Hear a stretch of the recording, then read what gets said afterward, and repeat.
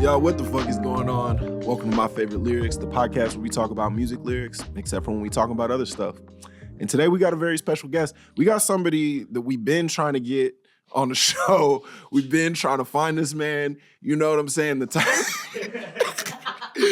timing is not lined up. He live in LA. I live in New York. Yeah. Sometimes I'll be out there and he not out there. He be out here and I'm not out here. So it's like, we're very happy to have him out here. He's recording a stand-up special on the 6th. February 6th and 7th. February 6th and 7th, depending on when man. this come out. Y'all please, so funny. Y'all please welcome to the show, Mandal.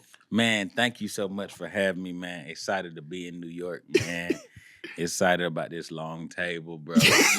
Camera one don't get the full grasp of how wide the table is. For a podcasting environment. Yeah. Most podcast environments, half the size of this table. I think, honestly, I say let's go full family banquet with it. Just Sit fully, down, I'm at sit one end of down. the table, you Yeah. at the other end, Like- and we just kind of, like in a 21 Savage music video. Exactly, And we bro. just kind of, Exactly. And I'm going to say this. What's up? Nice decor. I appreciate Good it. little pipe and drape going right here. I appreciate thank you, man. Lamp, Lamp doing vase, something. crystal. Yeah, we got a crystal Yeah, in here. you ever People don't know about that. Whenever you go to your local Fernbank, Uh-huh. that's where you can get them crystals. Baby. Your local what? A Fernbank. You know, y'all don't have a Fernbank? What's that? I could be pronouncing this wrong. What's Type in Fernbank. How you spell? Fern bank. The Fernbank. Y'all don't got a Fernbank?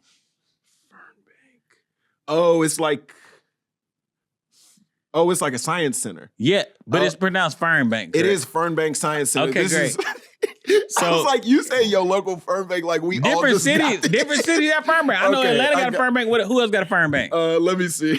It's multiple Fernbanks. Fernbanks. Let me type in Fernbank locations. I hate to break it to you, bro. They just in Atlanta. Oh, dang.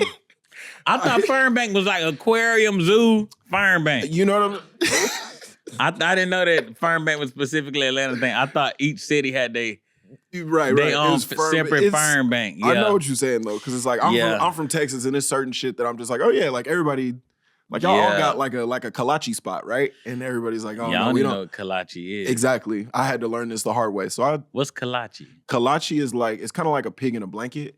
Oh, okay. Hold on. It's kind of And what race of people that belong to? it's like it's like Eastern European. It's like Okay, It's cool. like Czech. Oh, okay. So the Czechs be fucking I didn't with even know this. y'all was going check out in Texas. Bro, they got it. Look, this is That's that's the kolache. That actually looked delicious. Bro, it's man. good. It's honestly it's good, Yeah. but yeah, I had to realize that's not for everybody. And another thing from being in Texas, I'm pretty sure it took What's you a up? long time to get used to. Huh. Dudes being under 6 feet.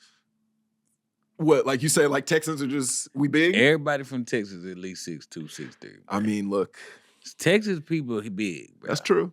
You're not wrong about that. Across demographics, Yeah, just white, black. Texas Mexicans 7 feet, You see the 7 foot Mexican? bro. What? Huge human beings out there. All the That's time, real. bro. That's real. We But got I- Meg the Stallion Absolutely, but I think it's because the land, because y'all live so far apart, because it's spread out. it allow people to do more of this as a baby.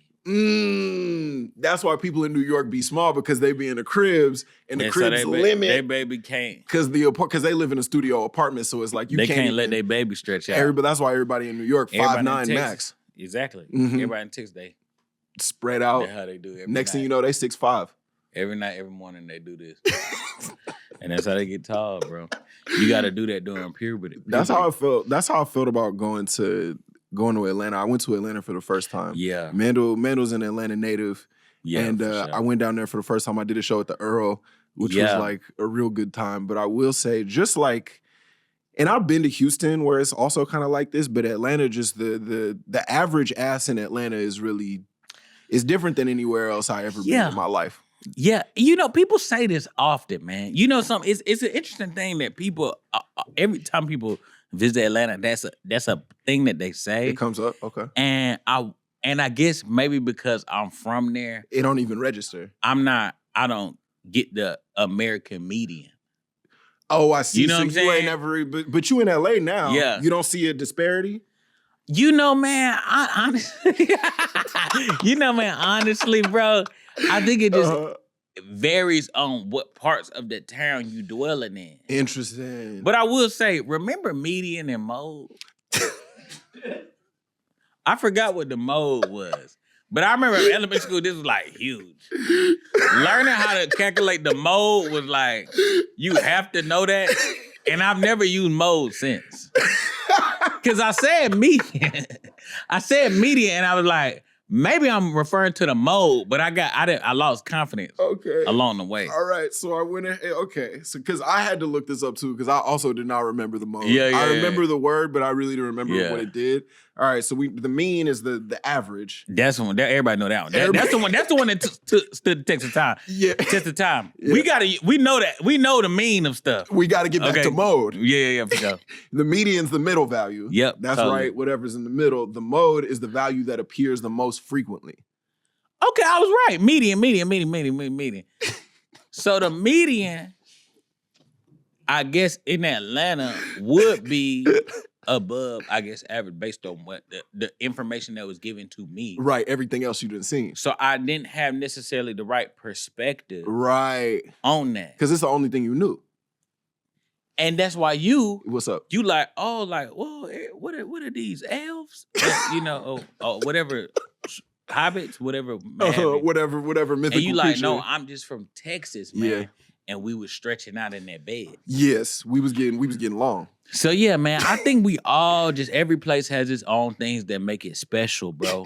And we just gotta remember each place for their own charm. Even if it's a place without a Fernbank. That's you know true. What I'm saying? Which is most places is what we learned. That's what I'm saying. Like most places are going Fernbankless. Yeah. But they have their own version of that though. Yes, that's true. Okay, you know what I'm thinking? You know what I actually think about? Go ahead. Maybe Atlanta has a Fernbank, but everybody has a planetarium. That's real. At the planetarium. That's real. Right? Yeah. That's where you could get your Fernbank-like things. Right. That's where you can get your crystal situations. Your crystals. Yeah, that's true. Everywhere got a planetarium. Planetarium is, they distribute them. They throwing them what? They got planetarium in Brighton, Michigan. You know, that's Upper Peninsula. Oh, I ain't been up there. I ain't been up there. So like, I feel like that's a big part of I just love the Fernbank. They got crystals. That's where that came from. Mm-hmm. They got crystals.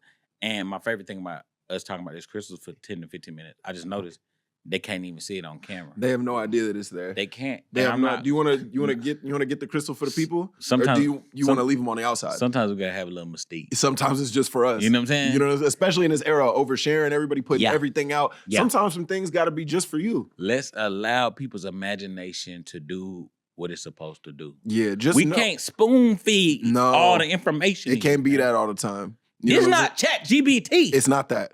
You know what I'm saying? You know what I'm saying? So, yeah, man, I'm just happy to be on the program.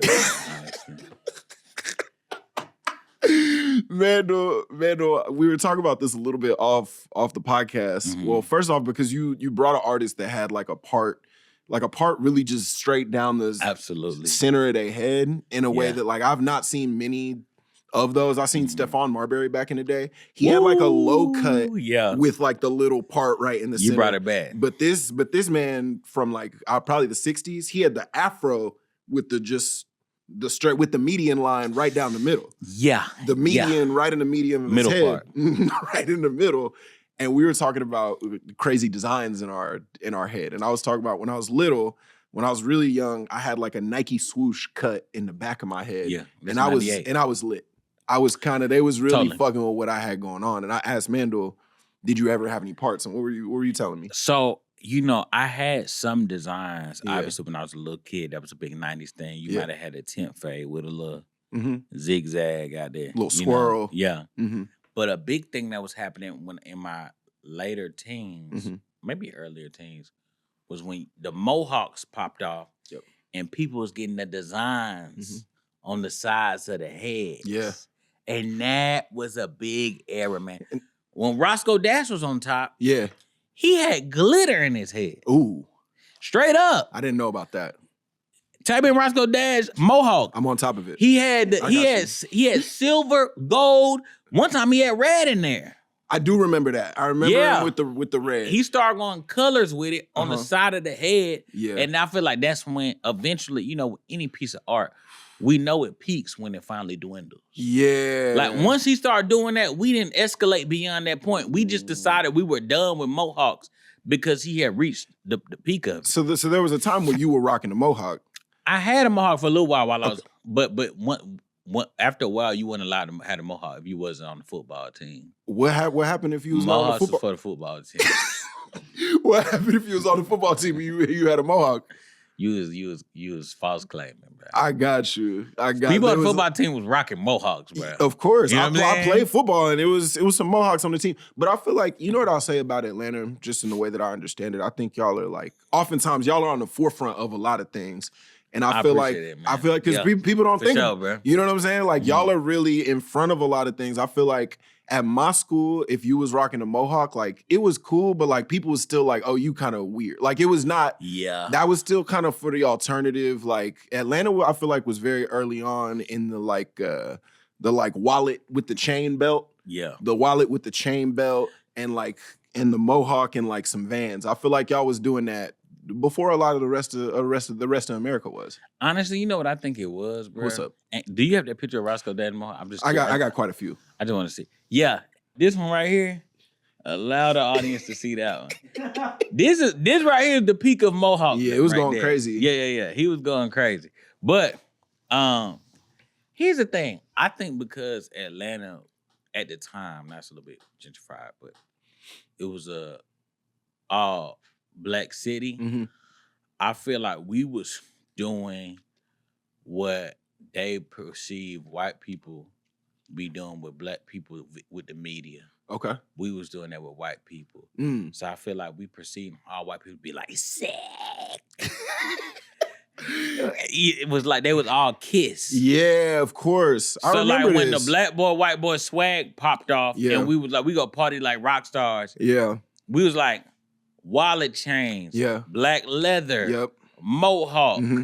You get what I'm saying? I remember. And then because we fly, because we black, it ended up turning into a whole nother better version of that style. That's true. I mean, that's kind of what we do. You get what I'm saying? You know what I'm saying? Like, it kind of is like, okay, we see what y'all doing. Like, what if we made it fly? Yeah, that's what I'm saying. And this was, for those of y'all who are listening, you know what I'm saying? For some of our white guests who might be, or our white listeners who might be, you know, not up to speed. Here's what was going on. The year was probably about 2007. Yeah.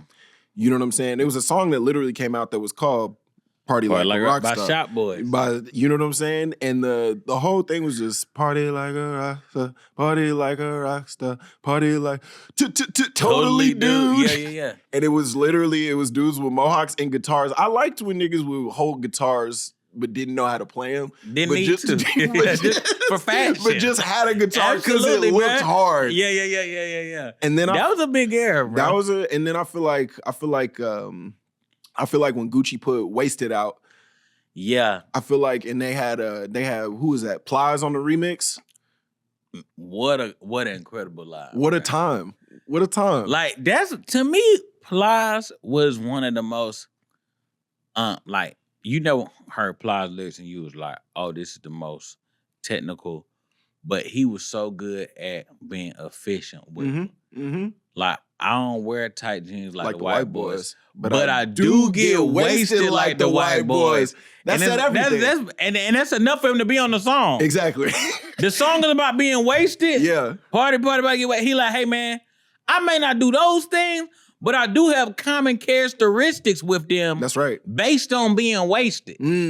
Everything he said after that, it didn't matter. I'm not even gonna hold you. I do not remember anything from the rest of his verse.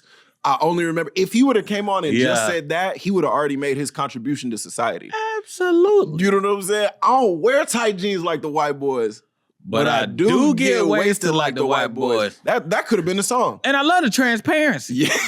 He's like, hey man, I'm not doing everything they doing, but I will admit I am doing this though. We need a little bit more of that. You know what I'm saying? We need a little bit more of that in politics. on, you know man. what I'm saying? We got to reach across the aisle. It's about nuance. It's about nuance. We got to reach across the aisle. We got to reach across the big table. That's what I'm saying. We got to work together. We got to work together, man. Listen, we got to get these Fernbanks in every city, straight up. Bro, that could be your platform, bro. That could be your platform. You know, I won't rest until I see one. in every town. Yo, Zoran Mamdani, if you listening, and I know that you are, let's get a Fernbank in New York City. That's what I'm saying. Zoran, let's do it. Universal daycare and also a Fernbank in several neighborhoods. We need one in every borough too. Exactly. Because you know it's hard to get from from Harlem to, to Queens to it's hard to do all that. So I'm gonna need one in every Staten Island. I'm gonna need one out there. That's what I'm saying. Yeah, we gonna need that, and we gonna get every lady above 6 feet and every dude under 6 feet. We gonna switch them around. Like if it's a short dude, we gonna make him tall. So if you tall, if you short dude, yeah, you get with tall lady. Okay, y'all flip it. Man, do you mind if I ask you this? You about to ask me something? Go ahead. How tall are you? Chill, bro. Chill. We came here to talk about lyrics, music. I was told that this is a lyric program, bro. No, you're right. Hey, bro, if y'all gonna keep doing that yellow journalism and surprising me with this and that, I'm going straight out that door. No, you're right, bro. You know what I'm saying? You're right. That's on me. That's on me. Man. I'm coming out here with distractions and doing things that's not honestly, even related bro, to what we got going on. And I didn't expect that from you, bro. I came here unarmed, no security, no representation. No, you're right. And I sprung something on you. Sick, I'm out here moving like Maury, and that's not who I want to be. That's what I'm saying. That's not who I want to be in this world. Hey, and they down there in Stamford, Connecticut, doing who knows what. That's true. They in Stamford. I was down there. You ever been down there? I'm about to go. I'm going to You doing the club? I'm doing that club. I did it. It was fun. It was a good time. It was a great time. Okay, actually. all right. Down there, they got Maury. They shot Maury down there. I didn't realize that. Then they shot Jerry Springer down there. I didn't realize that. And the WWE headquarters down there. I did know that because when you go on a train, you see the big W. They doing whatever they want out there, bro.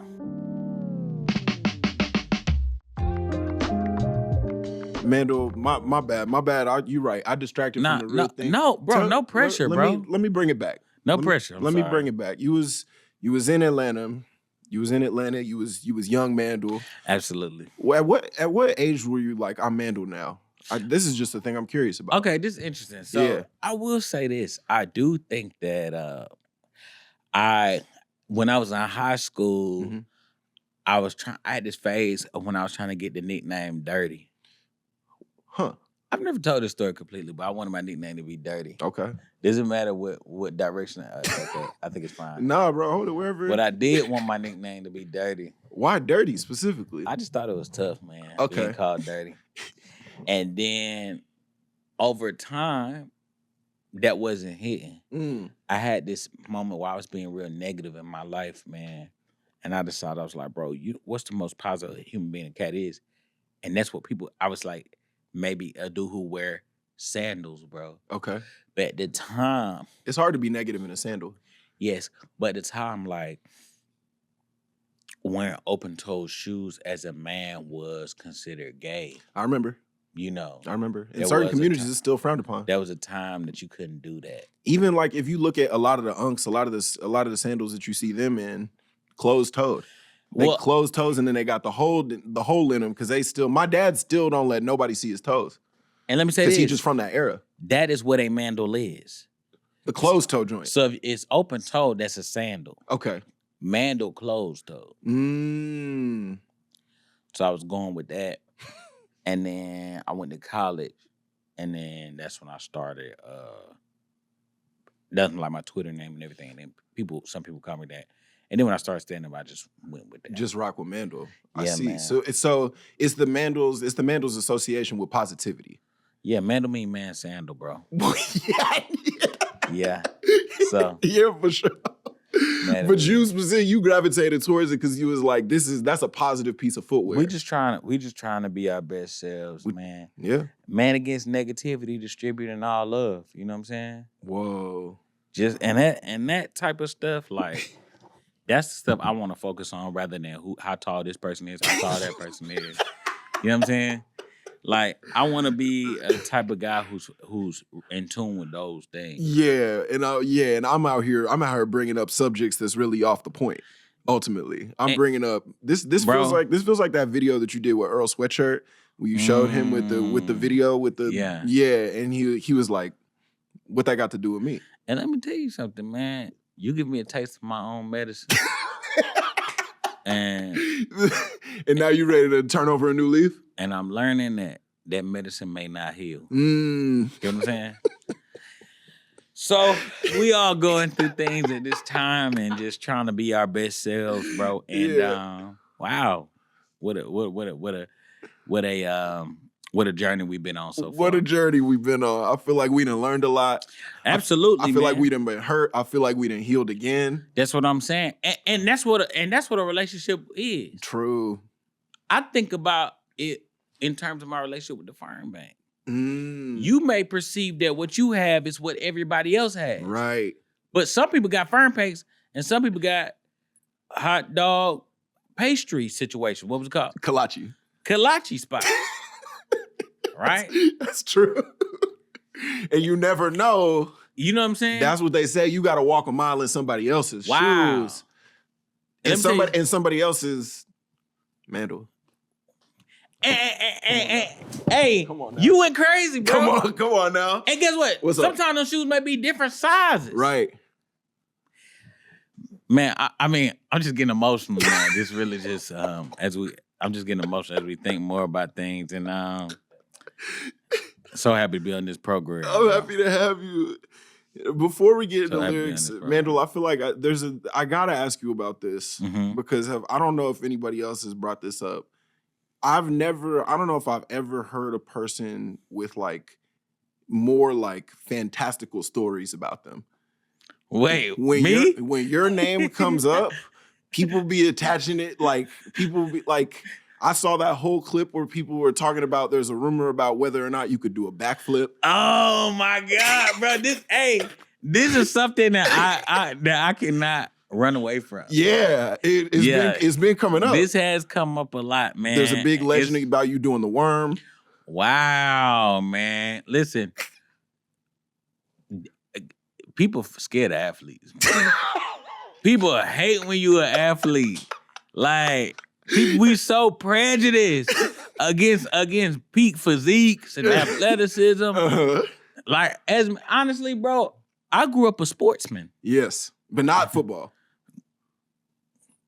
People think sport is just football, basketball, or organized through the school. Sometimes you could be an independent sportsman. Whoa. You know what I'm saying? Yeah, because everybody's confining athletics to what you do on the field, on the court. You know what I'm saying? If you playing hockey on the ice, everybody, they're confining it to that type of terrain, but they not even thinking about the people who's really doing just like push-ups, squats, who's doing flips at their own house.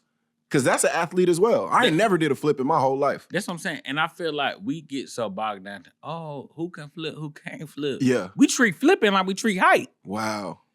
And I feel we're like giving it too much importance. And I feel like we should move away from worrying about who can and who can't. Yeah.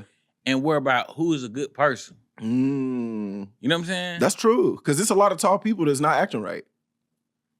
It's tall people in ice. Whoa. Let's talk about it. I heard that's one of the main requirements. And bro, we know how sick them boys is. We not rocking with that. So it's like, I don't know, man. I just think we gotta, people always talk about certain things, man, and I just feel so just. Do you know where we don't even got to address whether the flip is happening or not? Do you know where this rumor came from that you could do a flip? Because it's widely believed that you can. Yeah. And I'm curious about how that got started up. Yeah, I have a past, man. And there may have been times that I have, in a manic state, went to hundreds of people and said that. And one thing I've noticed about people, they do remember things that you said out of your mouth. Yeah. And now I put myself in a predicament with that because I didn't have good control of my mental health. Yeah.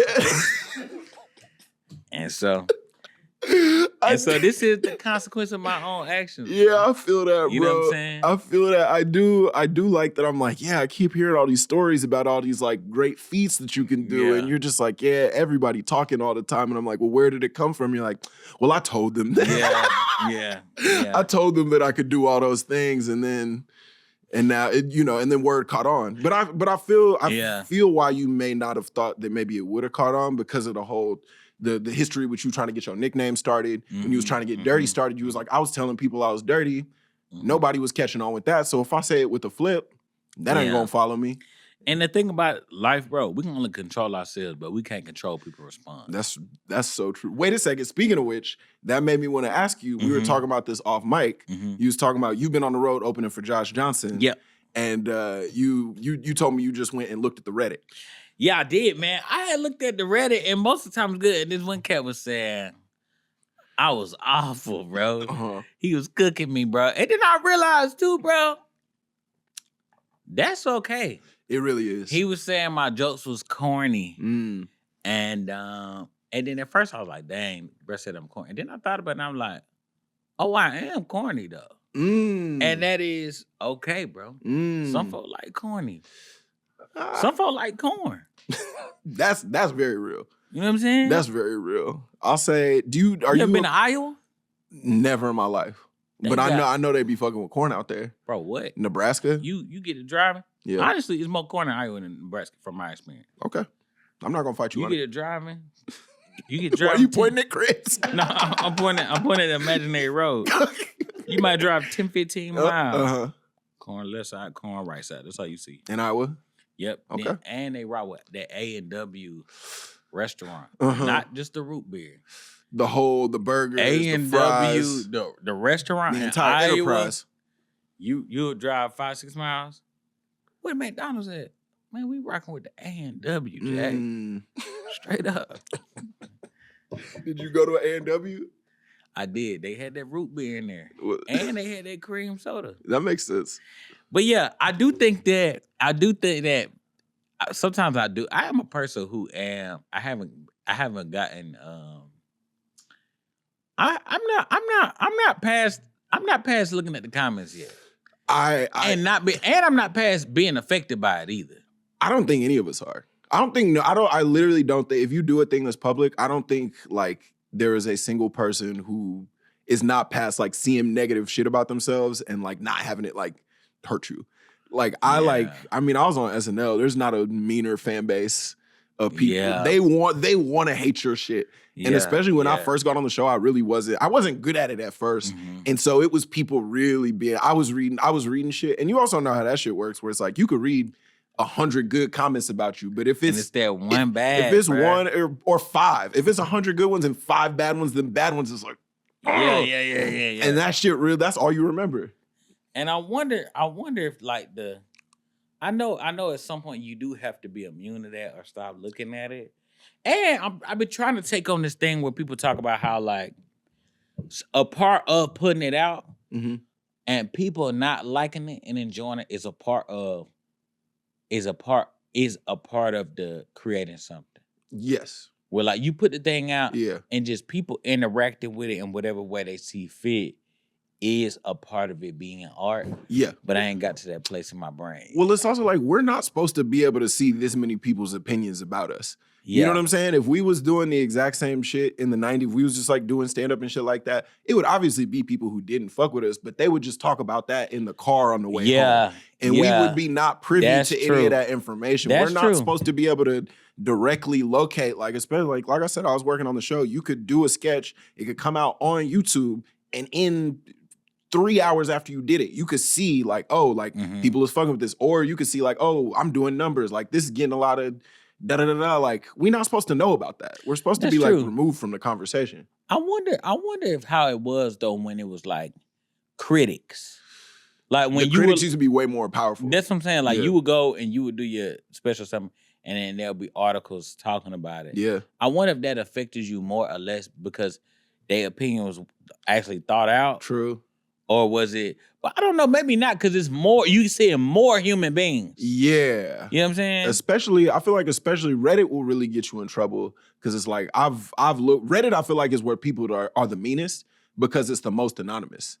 You know what I'm saying? And it's like I've seen like SNL shit that people have said about me on Reddit, and it's genuinely hurt my feelings bad. But then I gotta remember, ain't no bad bitches on Reddit. You know what I'm saying? Fair. You ain't never met a bad one, and she'd be like, "Oh, I was typing on Reddit the other day." It's just like, yeah, why do you think they on the anonymous app? They're the ugliest people. But see, so it's like that's why they got so much fury in their hearts. But see, that's the thing too. It's hard for me to say that because I am a person who I feel like a lot of my audience is on Reddit. The pit stain coming down, like so you're not here to disparage the ugly community. That's my bread and butter, bro. Like, I feel like I'm a cat who made it out of the 5 and below hood. Uh-huh. You know what I'm saying? I think, bro, me having any entertainment success is against what we know about science and psychology.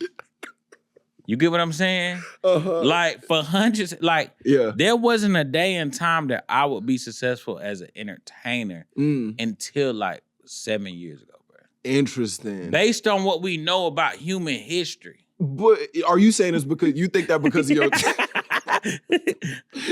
And so, I'm a big pro, I over here, I over there. Yeah. No matter which direction your eyes point, you at home with Mandal. Like, I'm on the video game 20 out the 24 a day. Uh-huh. I'm rocking with them. Okay. So I can't, but I do understand why you would not, based on your experience in life. But what I'm saying is, in general, well, what I'm saying is really just I'm really just not fucking with anybody that don't fuck with me. That's fair. That's 100%. That's really what it is. 100%. And I feel like a lot of the meanest shit that I've seen about myself has been on Reddit specifically. Absolutely. But if you, no matter what, if you ugly and you love me, I love you as well. That's hard, bro. Ain't no disrespect towards the ugly community. That's what I'm saying. Unless they dislike me personally, in which case, I can't stand which direction your eyes is pointing. That's frustrating to me. I think that's totally fair, man. Yeah. I think that's totally fair. And I think that, bro, I think really when I think about it, I think some of the opinions, I do think that it bothers me when I can see their perspective. Or you I can see how you came to that conclusion. Yeah, even if I don't agree, I think that when I feel like it's a little valid, I'm like, I don't mind that. If you're hating from a researched and knowledgeable standpoint, then I'm like, hey, you got me on that one, dog. Yeah. Like you done read some, you're familiar with my work and you're not fucking with it. Sometimes it feels like hate for hate's sake, and that's what really be sticking with me for real. Yeah, I had my Fallon set. I did my Fallon set, and then this dude commented about, man, this dude never write no jokes. I heard him tell this before. This guy sucks. And then he went on a video of that where I told the joke before.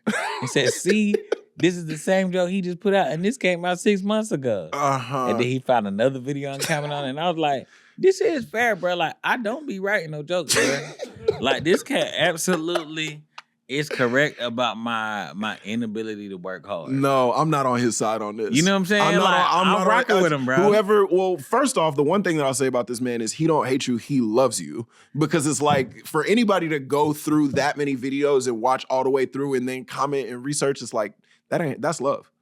That's fair, bro. You know what I'm saying? He actually a fan.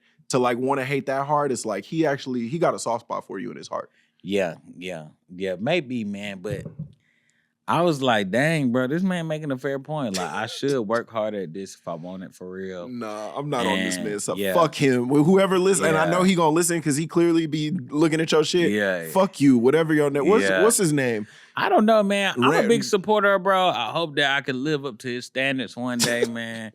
And, I like that you're meeting him with love. I'm meeting him with hate. You meeting him with love. Yeah, everybody, listen, because here's the thing I will say, too. Yeah. I am a cat who is susceptible to bombing. I mean, none of us is You know what I'm saying? impervious to like, the bomb. I'm a cat who will do bad. Of course. So, like, I don't necessarily disagree with they slander. I just be like, I wish I ain't see it. Of course. You know what I'm saying? Do you think it's ever a world in which you completely like detach and you don't look at none of it at all? I think maybe, but then a part of me started to say, well, maybe that's what encourages us to try our best. The haters are your motivators. You know what I'm saying? Because I feel like if everybody was like, yo, this is fantastic, this is great, I feel like everybody get a little lazy. Yeah. You know what I'm saying? Yeah, I feel like that starts to drive you crazy over a certain period of time. You know what I'm saying? I feel like that's kind of why Kanye at where he at. Yeah. You know what I'm saying? I feel like because he just kept making good shit and everybody was like, you the best, you the best, you the best. And then eventually you start believing it and then you start getting swastika chains. I feel like that's where it goes left. Yeah, but the thing is, that's probably not your friends or people who on your payroll, bro. And that's and it get like that. Their livelihood is based on you them affirming whatever you think. You and that's how your life get weird. Absolutely.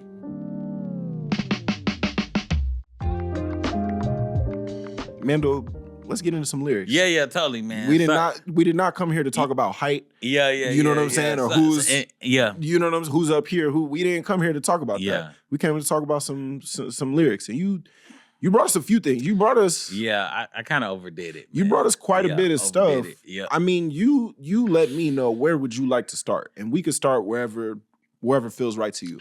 Man, honestly, now that we got it and Carmen was excited about it, I would like to start at Rapper's Delight, man. Yeah. I got you. Okay, hold on. Verse 8. Okay. Cause this song long. They had the radio release. Yeah. And then they had the album version. And I feel like this one, there's a verse in by Wonder Mike. Okay. And out of nowhere, if you don't know about Rapper's Delight, it was the first commercial rap hit. It wasn't the first rap song, but it was the first time that there was a commercial rap song that was mass produced, et cetera, et cetera. And his group, Sugar Hill Gang.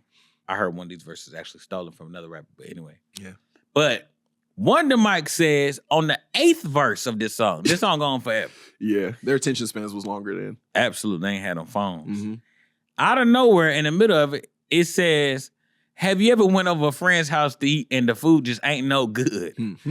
I mean, the macaroni soggy, the peas are mush, and the chicken tastes like wood. And so you try to play it off. Hold on, my bad, I can't read.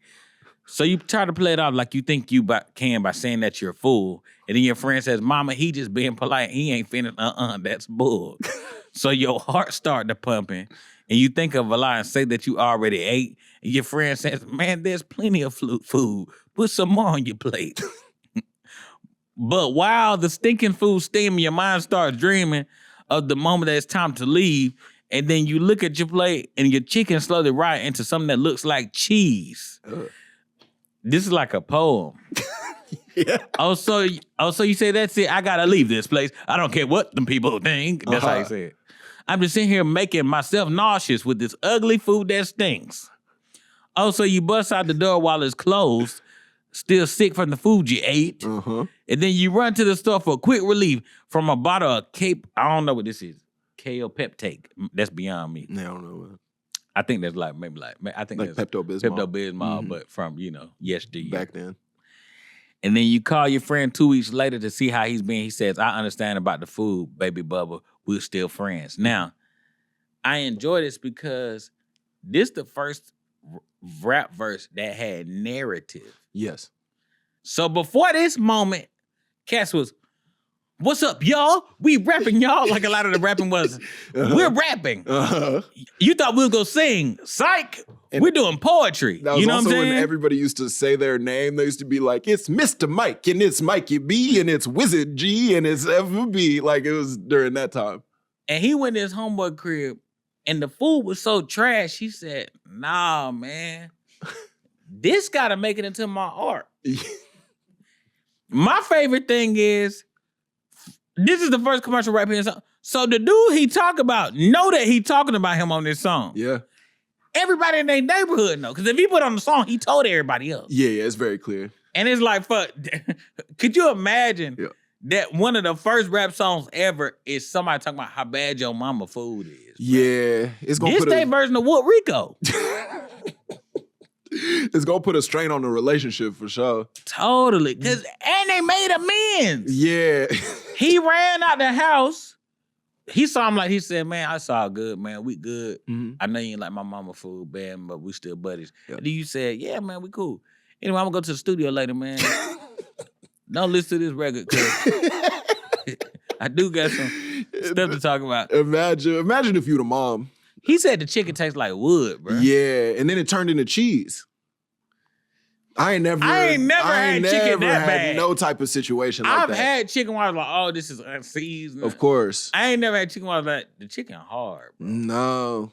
The mac and cheese, socket peas is mushed. Honestly, I wouldn't be that mad about peas being mushed a little bit. Yeah. The peas is kind of it's a mushy vegetable. And so, like, I do feel like I enjoy that this dude has a whole verse where you realize, like, hey, bro, I think your mama food is nasty. Yeah.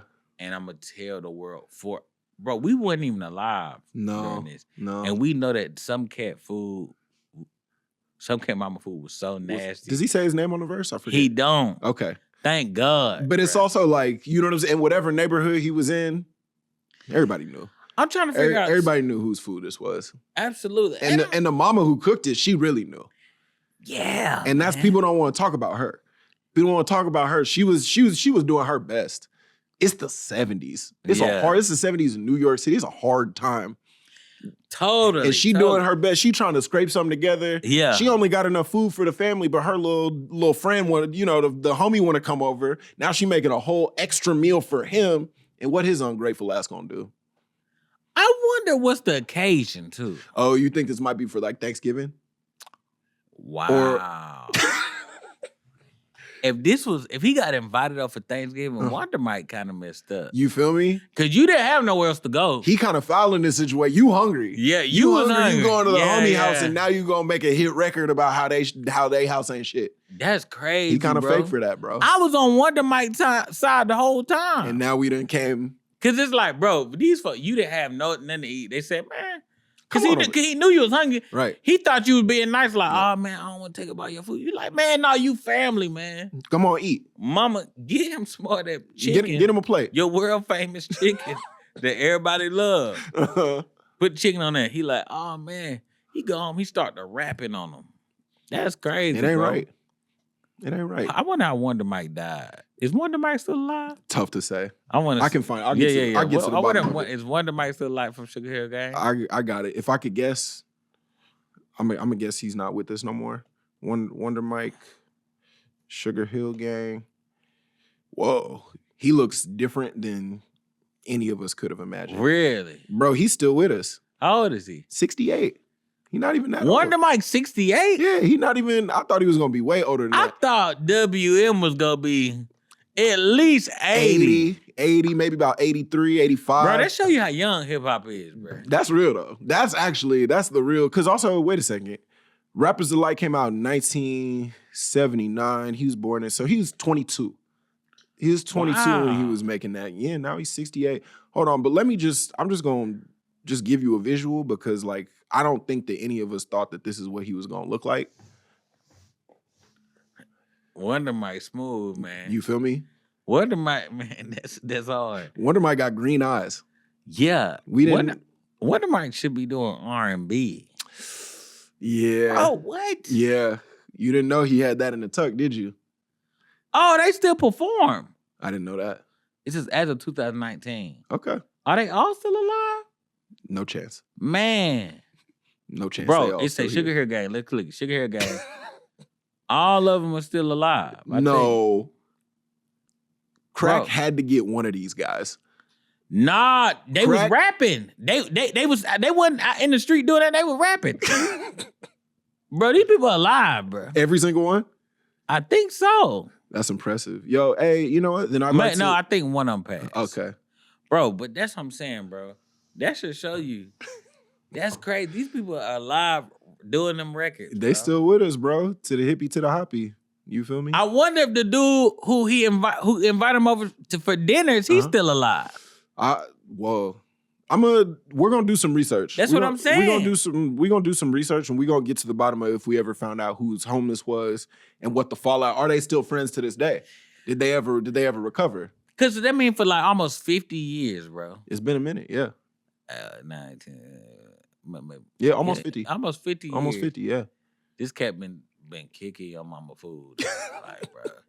And also, I had to get KO peptide. And also, they don't even make that no more. No, that's not even on shelves no more. Unless it's like a Fern Garden situation. Yeah. Wow. And they got it like in certain areas, but it's not. You see what I'm saying? And that's why we gotta have a cultural exchange. Absolutely. We gotta be able to communicate. Man, that junk, I didn't think. I'm so surprised that them people are like in a still 60s. Like younger than we would think. Yeah, absolutely.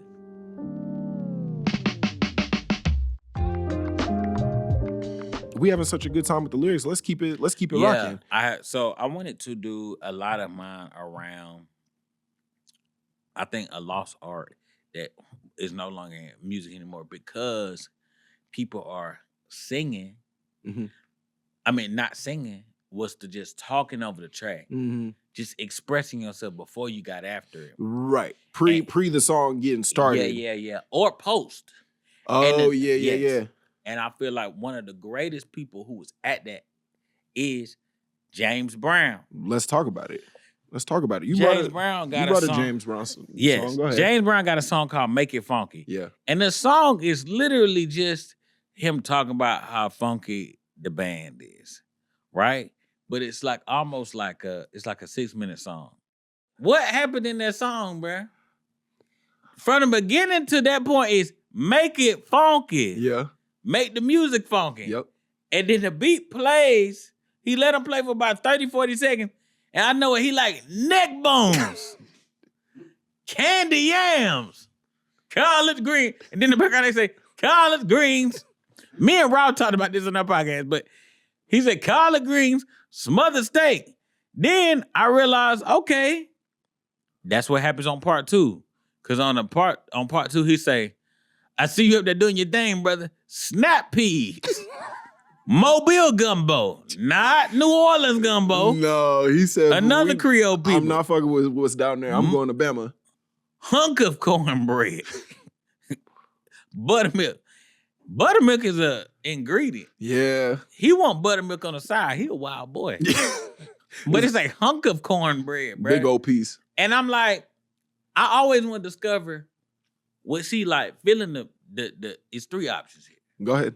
Break it down. One is he was feeling the song so hard that it reminded him of his favorite food. Like he just like net balls can't like that's how much soul he got. Yeah. 2 is he got hungry. And maybe there was an assistant off to the side, and she was like, and he was still playing, so he didn't want to stop. Neck bones. And she started walking away. Candy yams. Turnips. Smothered steak. He looking at the band. He looking at what everybody else like. He like keep playing. Keep playing. Grits and gravy. Come on, keep going. You want that crackling bread. You know? He taking orders for the whole. Yeah, that's what I'm saying.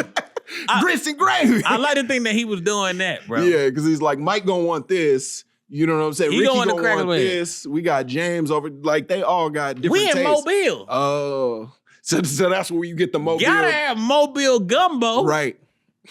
So like, I feel like this is one of my favorites, and then this led me to me and Rob put out a clip about this specific song. Yeah, people laughed at it, and then somebody led me to another James Brown song. What's that? Type of escapism, James Brown. Okay. I really appreciate that he has the ability to kick it off. Yeah. What if he was like, can I kick it off? And they was like, nah. Can I kick this thing out? Bro, James, you done kicked it off a couple times, bro. We done did a lot of kicking off, bro. We done kicked a lot off, bro. I'm ready. No more kicking off. I ain't seen my kids this whole week, bro. Let me go. Stop trying to kick shit off. Yeah. Do you think them people really wanted him to kick it off, or you think they was looking for, like, they had to get paid? Oh, it's tough to say, man. Yeah. Because, like, I feel like in this version of it, yeah, they do feel like they prepared to kick it off. Right. Because they kick it off immediately after that. And in 7 minutes of this song, it's him asking the different band members where they from.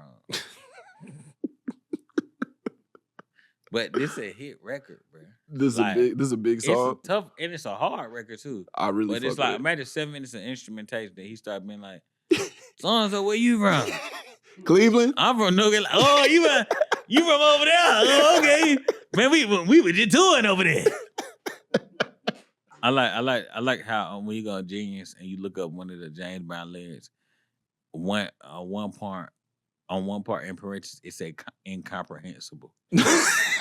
I've never seen that about any other lyric. Look at that. It said, see you trying to please. Incomprehensible. We tried our best. It's, I feel like it is tough, and rest in peace to the legend, but it is, he used to be combining a lot of syllables and phrases. Yeah. Get around! Yeah. You know what I mean? And you'd be like, it sound cool. He from Augusta, bro. Oh, yeah, I didn't realize he from Augusta. He from Augusta, Georgia. Bro. Okay. You didn't know that? No, I didn't know. A big part of James Brown, Georgia legend, bro. Like, yeah. He would, he never left Augusta, bro, Georgia. Could you imagine that? No. Being a number one artist in the country, parts of the world. Yeah. And every time you flew to a city to perform, you said, all right, y'all, let's pack it back up and go to Augusta, Georgia. You know what I'm saying? Some people was going to at least Atlanta. Some people was going to DC. Some people was going to Philadelphia. Some people was going to New Orleans. Some people was going to LA, New York. The plane was going back to Augusta, Georgia every night, bro. Like, he had like all this like James Brown stuff. A lot of people still stayed in Augusta too. Like a lot of his band, his hairstylists, they all was in Augusta, bro. Like, that's putting on for a city, bro. Respect. Like, that cat is one of the greatest, bro. Respect. That cat, they said that his band was like super strict. Yeah, he like would control, like they couldn't, like what they could eat or drink and like how they did their hair and like all that stuff. Yeah. Yeah, a lot of my inspiration is James Brown. Interesting. Yeah, right now I'm about to start coming out on stage with a cape. I like that. And the cape, I have the cape made and it says Soul Brother number 3. I like that a lot. Yeah. I like that a lot. Cape, well, because I feel like he would come out. Would he come out no cape and then somebody would put the cape on him? So he'll come out, I feel like he'll really come out with the cape and then the cape will get ripped off. Then he hand it off to somebody. And it's time for him to get active.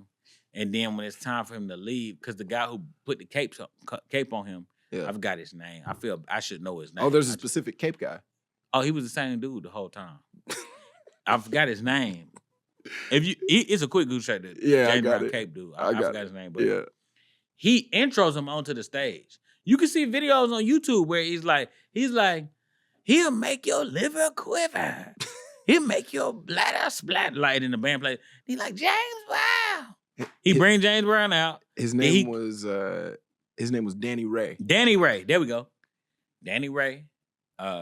He bring James Brown out. James Brown do the set. He put the cape on him when they leave. From the Please Please video in black and white to like the videos in the early 2000s when he was doing like the war shows. Yeah. Same dude. And let me just real quick for Danny Brown. Mr. Danny Brown's no longer with us. Rest in peace. Yeah. But I will say that man had that shit on. Oh, bro, I pulled up Danny Brown. Come on. Yeah, Danny Ray. Danny Ray. Oh, for sure. My boy. Bro was clean, bro, like always. He had that shit. Yeah, he's rocking. Fresh. No, fresh. He was clean. He from Augusta, bro. Like, all right, we gotta get ready to get out of here. Mandal, this has been a great time, but before we get out of here, we're gonna listen to a voicemail.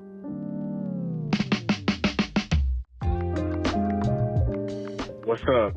So this song has been bothering me since high school, so like about 15 years now. I used to work at Shoe Carnival, and Jumpin' by Destiny's Child would play all the time. And nobody, at least in my realm of existence, has pointed out that if the ladies are leaving their man at home because the club is full of ballers and their pockets on swole, and the fellas are leaving their girls with their friends because it's 11:30 and the club is jumping,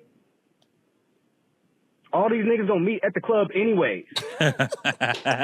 So who's leaving who? Where's the real party at? Nah, this is a great point. This is valid. This is a great point. Yeah, I think. Is that the whole thing? Yeah. Wow. I have no notes. Like, he is absolutely right, bro. It's a top tier observation, dog. No, for sure. I ain't never considered this on any level because it's just like, it's like everybody left to go to the club, so it's like everybody should be there. Totally. And they should be seeing each other at the club and be like, oh, Terrence, I thought you was staying. And he's like, oh, no, you told me you was. And now everybody just in an uncomfortable situation. Yeah, I think, man, honestly, I really, he's still kind of wild me a little bit. Cause like, yeah, bro, like that doesn't make sense. They all at the club. Yeah. It's the same situation. Unless, I guess there's a potential situation where they at different clubs. That's true. Cause that's, you know what I'm saying? That's We didn't take that into account, but it does, just based on how the song sound, it sounds like everybody's in the same spot. But I feel like during the club days, when somebody like the club, that mean they have a universal favorite. Bro. Right. It's like we all know we going to Jeff's. Man, we down at Jeff's having a blast. Was you ever at the club? Did you ever demand out the club area? I didn't operate at a loss until maybe this year, bro. Yes, I had no adult time where I had enough bread to be in the club. I maybe went like once or twice. Okay. But people in Atlanta, they be standing in the section. And I don't really know how to I'm really not good at like being cool in the club. I'm bad at the whisper, big laugh. Expand on this. That's a male technique in a club set. It's you and the homeboy, y'all standing in y'all sections. So it's different sections. Y'all trying to make sure y'all section look the most fun. Yeah. So you do that thing when you turn your homeboy, you tap him and then both of y'all go, and then ladies are like, oh, they over there having fun. What they laughing at? I was bad at that.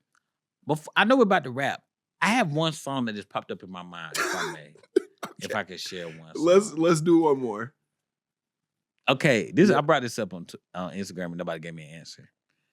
On Young Thug and Chris Brown, you remember when they had that album together? Yeah, that was weird. Slime and B? Yeah, how did that come together? The Go Crazy song. Go Crazy. The Young Thugs, there's a part in Young Thug verse that I don't understand. Okay, let's talk about People have given me explanations of it, but I wanted to hear your take. Yeah.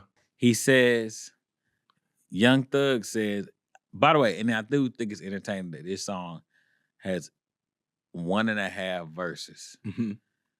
Versus the original hip hop song had 9.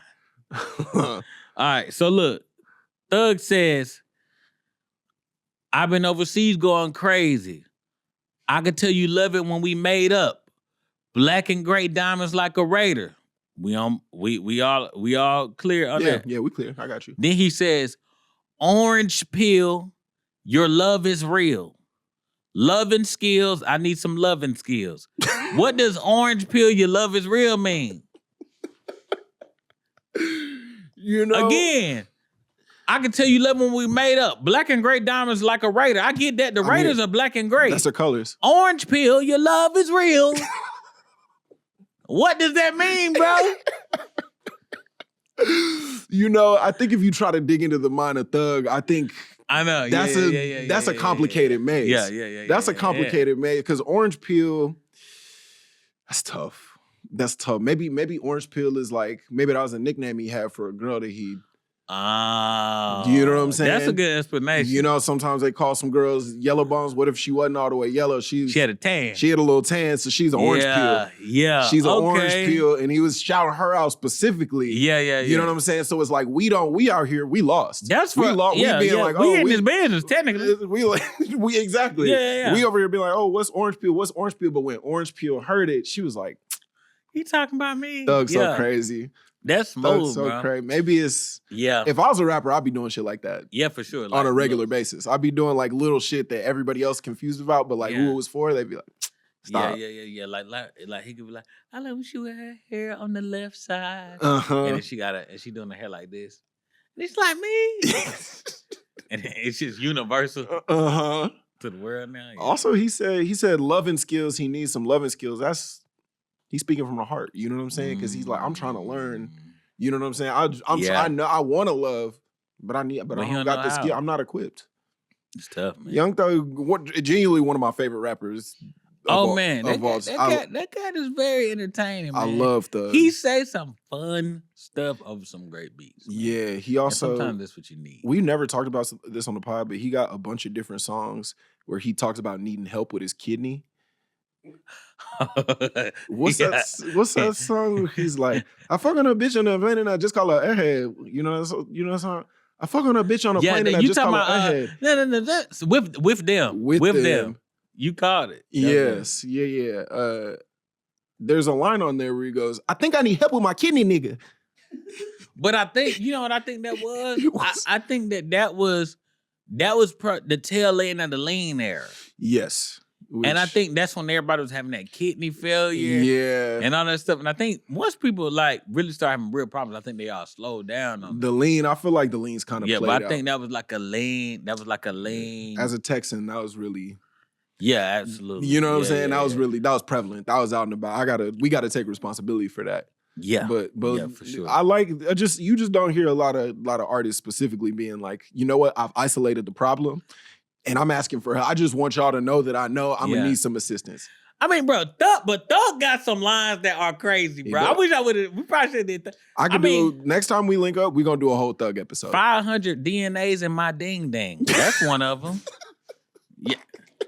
And the 2 cup stuff, you ever heard 2 cup stuff? I heard 2 cup stuff, yeah. It's the way he say something, it's something 500 something else, and then there's 500 DNAs. And then, yeah. He got a beautiful mind, bro. Yeah, bro. Like, that's a crazy thing to say. He got a lot of real... Yeah, I rock with bro. Yeah, that's my guy. Like I said, next time we're going to get you back and we're going to do a whole Thug episode. Absolutely, bro. Mandal, before we get you out of here, you got anything you want to plug for the people? Man, I just want to say thank you, man. Thank you. Appreciate you for having me on this program. Yeah, man. And appreciate this non-branded water, bro. Yeah, bro. This water had no brand. You know what I'm saying? Hey, if you a water company and you like to connect with us, you like to get your brand right there, we're available for that. Hydrate with them, man. You know what I'm saying? Come hydrate with the boy. Mandal, I appreciate you pulling up. Thank you, bro. Sir. Yes, sir. My Favorite Lyrics is a production by Disco Nap. If you guys like what you hear, leave a review and tell a homie about the show. And make sure to follow us at My Favorite Lyrics Pod on all social platforms, except for Twitter. We offer that. You can learn more about this week's guest and the My Favorite Lyrics team by checking out the show's notes. And thank you to the guys that made this show happen. Our executive producer, Lauren Mandel, our associate producer, Carmen Kerrigan, Chris Mueller, who engineered and edited the episode. Shout out to y'all. We'll catch y'all next week.